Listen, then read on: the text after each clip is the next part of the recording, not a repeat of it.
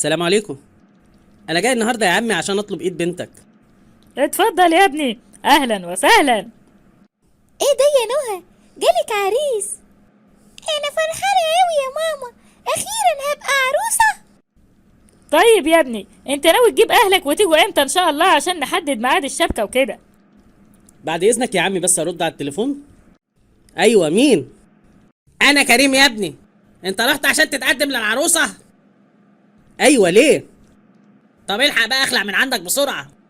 ليه يا عم في ايه؟ انت ما سمعتش عن القرار اللي لسه نازل؟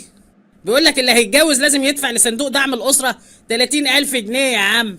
اخلع يا ابني. ايه؟ بتقول ايه؟ ايه يا ابني، مالك في ايه؟ حاجه حصلت ولا ايه؟ ايوه يا عمي، ابويا جات له نوبه السكر واغمى عليه في الشارع، وانا لازم انزل له دلوقتي حالا بعد اذنك. العريس طار، لازم عارف بموضوع ال30,000 جنيه. يا مصيبتي.